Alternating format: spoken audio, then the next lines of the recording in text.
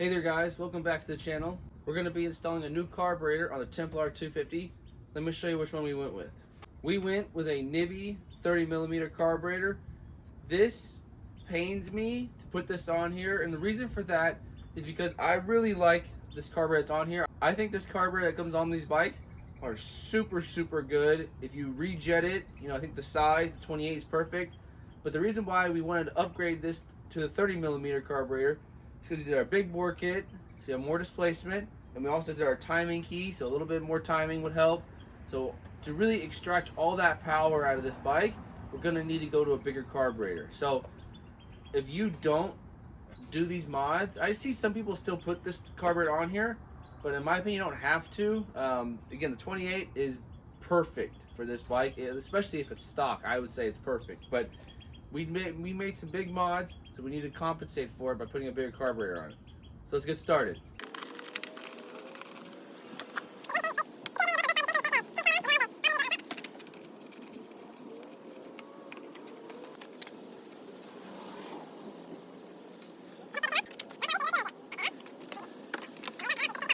Alright, next step, we need to get this carburetor out here. So you're going to have to take your hose clamp off on just the intake boot, as well as the hose clamp on your air filter side of the carburetor.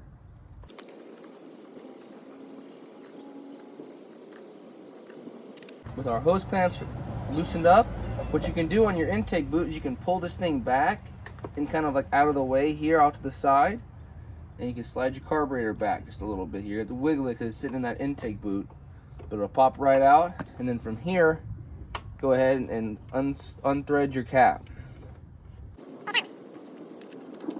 Pops out. And again, you probably could like squeeze your boot out of the way, and then pops right out just like that. We can set this aside. Oh, with your cap here, all you have to do to take this out is you got to pull your spring up, and there'll be like a little black washer piece. It slides right out. There's your washer. I don't know if you can see. Then you have a long slit on one side of your slide. Just pick it up, pull it right out. There you go. So holding the two carburetors side by side, you'll see that when they talk about like 28, 30mm, 26, whatever, it's the intake throat of it, like kind of the snout. So you can see this one's a lot thinner. It's a lot bigger here. This one's a lot smaller. They're very identical as far as design. That's where your fuel goes in. Your plungers are on the same side. Oh, by the way, I forgot to tell you, I got rid of my cable choke and just went to this plunger style. This is a lot nicer in my opinion. It's very easy to get to. The intake part here, this one's kind of like a cast. This one's really smooth, so I'm sure that'll help a little bit with airflow. People are saying they have issues with this red knob. We're gonna go ahead and see how this thing does. If not, I'll show you a little trick that you can do to make this carburetor fit. But yeah, very identical units here. So pulling your bowl off here, you take this little cap off. That's like a windage tray. It looks like our stock jetting is a 40 pilot and a 128 main. So this Nibbi carburetor kit comes with a couple extra jets. It has a 130 in there, so that's what I'm going to go ahead and swap it out to.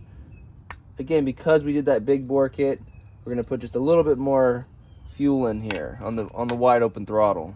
And I'm going to check where we're at on this air idle mixture screw here. So how you do that is you just turn it in. So you go half, 1, half, 2, about 2 and a quarter. So what I'm going to do, my reference point is 1 full turn out. So we're going to go half, 1, and just try that first, because basically what we're doing is you're limiting the amount of airflow coming in. If you screw it out, it's more air. If you thread it in, it's less air.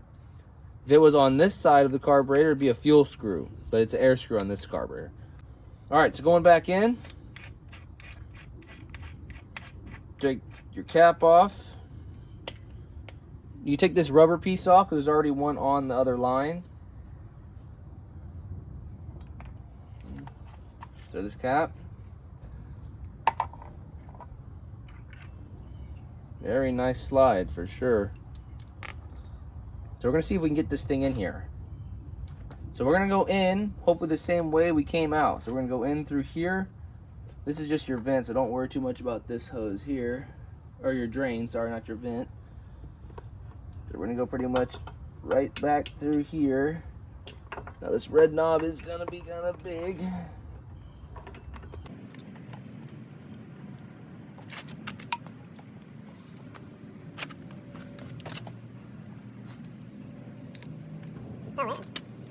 Thing just slid right in there. It's definitely making contact. Alrighty guys, got our carburetor in there. Got our air filter boot on. We got our intake. We went ahead and pulled off our red knob and just put an extra spring there for our idle. Now it clears the frame perfectly. We got our throttle cable in there perfectly. Got some slop. And now we just gotta put the tank on, put the seat on, and fire it up, see how it goes. The tripod broke, so I'm gonna have to just update you guys whenever I get everything back together. Alrighty guys, we just finished installing our Nibbi 30mm carburetor. We're gonna turn the key on, ignition, our fuel is on. Now, I do not have the choke on, so we'll see if it needs any choke to start.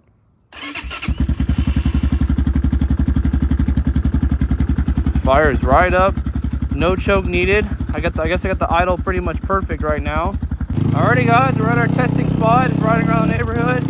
Everything seems pretty good so far with it. When I started up, it didn't need any choke at all, which was really nice. So I think these things are a little bit better built. Maybe the passages are a little bit better. But overall, it feels really good so far. I'm sure if you wanted to, like, to save money, you could probably like grind out or you know, remove the material in the stock carburetor to give you that 30mm, but this was a good video. It allowed me to kind of buy another carburetor, and this carburetor, I mean, don't get me wrong, these guys are good. Nibbi makes good stuff, but man, I tell you what, I was hurting to buy it because I love that 28mm carburetor a lot. Like, I think it works out really well for this bike, and for me to buy the 30, it just kind of, I wonder if it makes people think that I was lying or something, you know. But no, I really love that 28.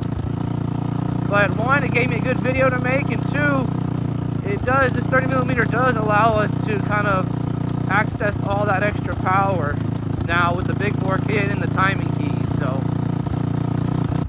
all right, we have our little straightaway here. We're gonna go wide open to all the gears. Well, ready guys.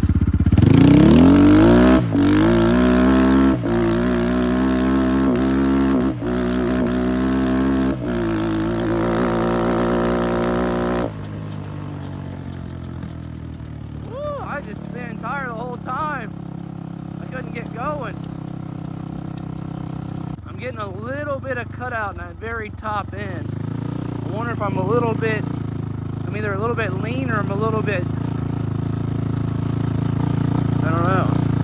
Doesn't have that same like just high horsepower pull as the other one. Alrighty guys, well, that's going to conclude my video. The Nibbi 30mm carburetor is definitely a good upgrade on these bikes, even if you don't do the big bore kit. And that's my biggest reason for doing this, was because I did the big bore kit and the timing key. This bigger carburetor is going to allow me to access more of that power, whereas the 28mm is that carburetor is super good. So I'd recommend sticking with that one unless you do a bunch of modifications to your bike. If you do a bunch of modifications to your bike, then yes, you know, I would say get the bigger carburetor. Alrighty guys, thank you for watching my video. If you have any questions, let me know down below. Don't forget to like, comment, subscribe, and I'll catch you in the next one. See ya.